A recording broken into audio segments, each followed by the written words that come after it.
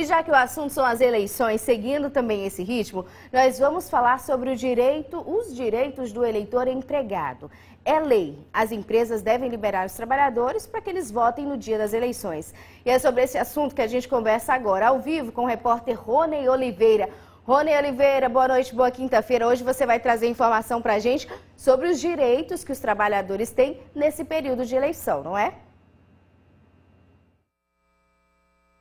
Boa noite para você e para quem nos assiste. Exatamente, Bia. Quando chega nesse período, nessa reta final para as eleições, fica essa curiosidade, principalmente para quem trabalha, né? Saber se tem ou não esse direito de poder se ausentar do trabalho, de até ganhar uma folga, dependendo do local onde você mora. Sobre isso, a gente conversa agora já com o advogado trabalhista Marcelo Ide, que vai trazer para a gente esses detalhes. Boa noite, seja bem-vindo ao Conversa Franca. Então, doutor, a gente quer entender um pouquinho sobre esses direitos, né?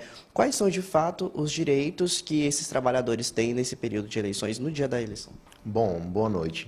Em relação ao direito eleitoral do trabalhador, é muito importante a gente destacar que nem sempre vai ter esse direito à folga. O direito à folga ele vai existir quando o trabalhador ele precisa dessa dispensa do trabalho para poder ir até o local de votação e retornar ao trabalho.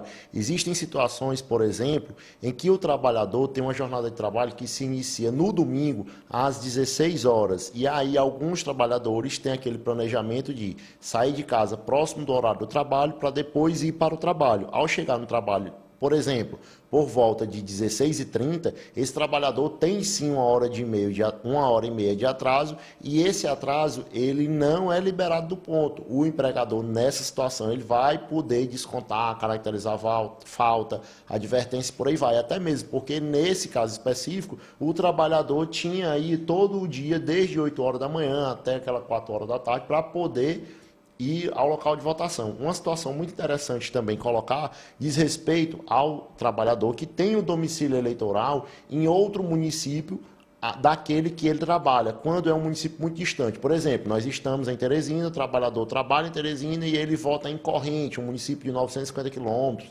cerca de 12 horas de viagem. É um dos exemplos em que a gente coloca, em que ele vai poder ter, às vezes, dependendo do contexto, uma folga remunerada de até 3 dias para votar. Porque para ele poder pegar um ônibus para ir para a Corrente, ele vai precisar fazer isso no sábado para chegar a tempo da votação no domingo, tem um domingo inteiro para votar, e aí tem na segunda-feira para poder retornar ao trabalho.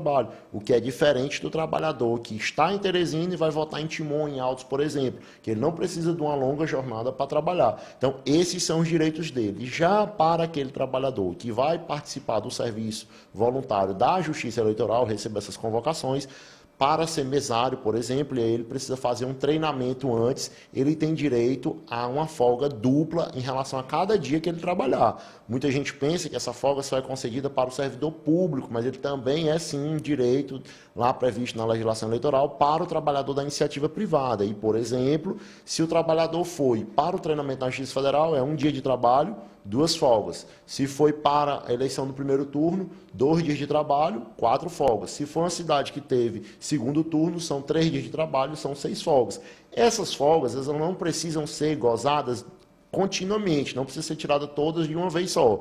Não é o empregador que define, nem é o empregado que define. É necessário ter um comum acordo, essa é a expressão que está lá na legislação, e que, porventura, se acontecer desse trabalhador ser demitido antes do gozo dessa folga, a empresa é sim obrigada a indenizar esse trabalhador por esse período de folga, com os respectivos reflexos em descanso semanal remunerado, por exemplo.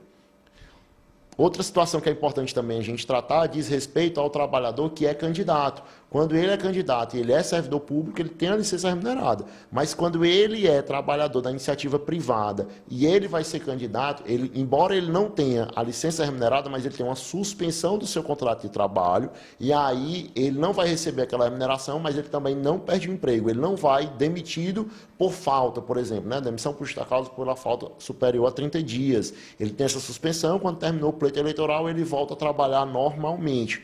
E uma situação que já puxa esse gancho, diz respeito aí, ficou muito falado na eleição pleito anterior, lá na eleição presidencial, diz respeito à discriminação política, né, eleitoral aí do trabalhador, que é a situação em que tem a exigência, o constrangimento do empregador para o funcionário que tem um voto aí diferente do dele. Diga-se de passagem, o empregador, o empreendedor, ele pode sim pedir o voto, ele pode pedir o voto ali para o empregado, ele pode levar um candidato para participar de uma reunião na sua empresa, tranquilamente. O que o empregador não pode fazer, vai ter uma consequência criminal e também no aspecto trabalhista, que foi uma inovação aí que teve no pleito anterior, com várias condenações por isso, foi o caso em que empreendedores foram acusados de constranger, obrigar, prejudicar o trabalhador por não participar de uma reunião política ou por não votar ou não declarar apoio àquele candidato. Mas pedir o voto puro e simples é possível sim, não tem nenhuma implicação negativa.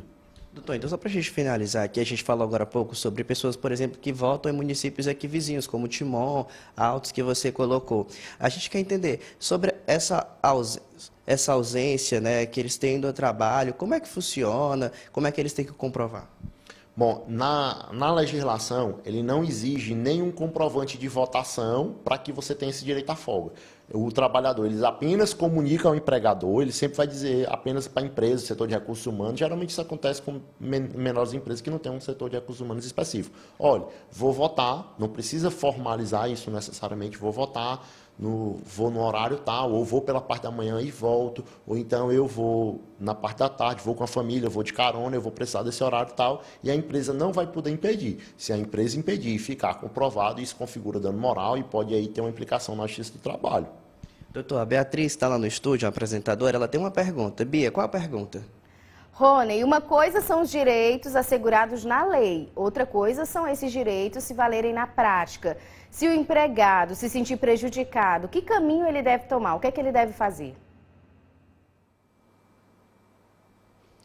Doutor, a Bia quer saber se nesse caso o empregado se sentir prejudicado por alguma determinação, né, que foi dada, o empregador ele não seguiu à risca o que tem na lei, o que é que acontece?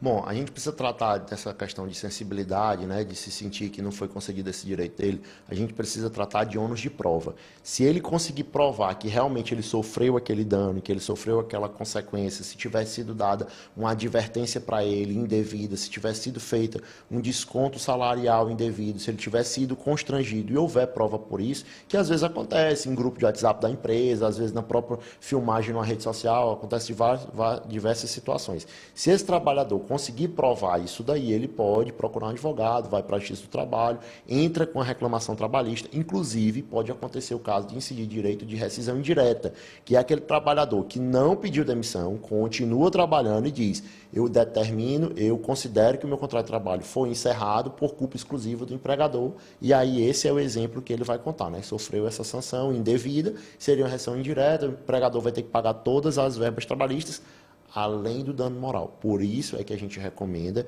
que nesse período eleitoral, que às vezes os ânimos são acirrados, né, é preciso que haja a compreensão mútua e o respeito mútuo, tanto do empregador quanto do empregado, tanto para não exigir folga demais, que às vezes ele não tem direito, como também para conceder a folga para ele exercer o direito ao voto.